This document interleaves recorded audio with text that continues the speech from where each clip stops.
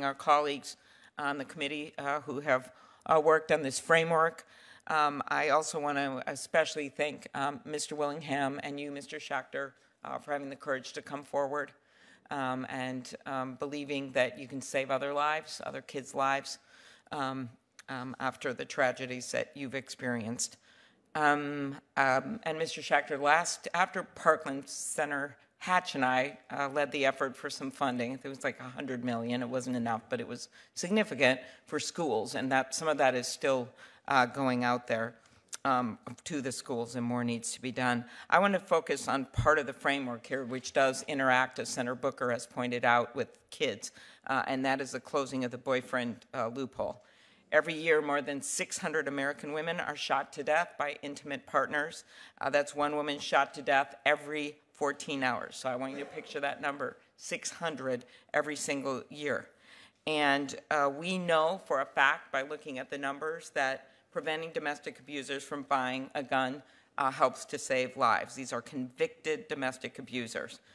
Currently, federal law only prohibits domestic abusers from buying a gun if they are formally married or currently married or live together or have a child. And I know you know this, Chief, but half of the women killed by intimate partners are dating partners, romantic partners. They don't fit into those nice little categories set out in the law. That's why 19 states, including my state, have taken the common sense action to close the boyfriend loophole. Senator Grassley at one point had a hearing on this. Even the most conservative witnesses were in favor of this piece of our bill. In the states that have closed the loophole, we've seen a 13% reduction in intimate partner homicides involving firearms. So this is one thing. It's clearly not the only thing, as all you know from the losses you've seen. But this bill was introduced. I led it in 2013. Been leading it ever since. That's a long time. I want to thank Senator Hirono for joining me in the bill, and also a few years later, Congresswoman Dingell introduced a companion to it. So I want to ask about the ways, first of all, that this affects kids. The first is obvious. Oftentimes when domestic abusers will shoot their partner, kids are killed killed in the crossfire or injured in the crossfire. With the chief is nodding her head. The second way, of course, is just the impact it has on their lives growing up in such a home. When I was Hennepin County attorney, I actually had a picture right outside my door. It was a poster of a woman beaten up with a Band-Aid over her nose, holding a little baby in her arms, and the words read, "Beat your wife and it's your son that goes to jail." Just to make that point, because so many of the kids that grow up in those homes end up getting involved in crime or domestic abuse themselves. You noted, Dr. Szilagyi, in your written testimony that oftentimes childhood trauma is a root of later acts of violence. You just talked about how closing this loophole would help. Thank you, Senator Klobuchar, for that question. It would really help, I think, if we could identify children and families at risk early. And this is really incumbent upon us as pediatricians because we meet families early. But it's also incumbent on anybody who works with children and families.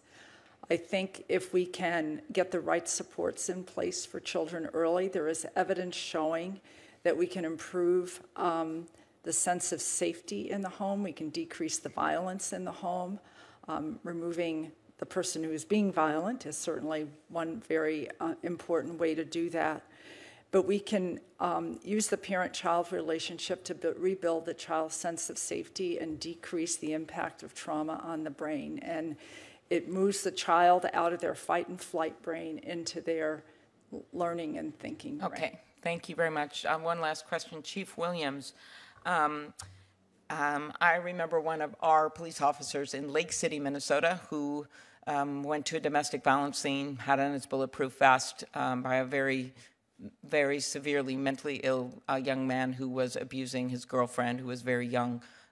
He just shot him in the head when he came to the door. The officer was at the funeral. 3 little kids, a little girl with a blue dress with stars all over it, walking down the aisle of the church where only 3 weeks ago that proud dad, who is now dead, had sat in the front row watching his kids in the nativity play. Something you don't forget. Could you quickly talk about some of the dangers that law enforcement officers face when responding to a domestic violence call and how those dangers are amplified when an abuser is armed? So thank you very much for that question, Senator. I can give you a practical example that actually happened in Phoenix. Very clearly, a boyfriend shot and killed his girlfriend inside and then lured Phoenix police officers to the door, shot 5, injured 4 others, one of the largest scale events that we've had because of a domestic violence incident. This is troubling, it's real, and it's impacting not just the children in our community, but our officers are being traumatized, impacted, and shot as well. Well, thank you. I didn't know about that story, but I think you see similar stories across the country, and it just shows that there is not just one victim in domestic abuse. There's the family surrounding that victim, and then there's the entire community, including police officers. So thank you, and I'm just really thankful that it looks like we are finally advancing this bill, and I think it's going to make a big difference in these types of cases. Thank you, Chief. Thank you, Senator Klobuchar. Senator Coons. Thank you, Chairman Durbin. And I'd like to thank my colleague, Senator Klobuchar, for her long work on closing the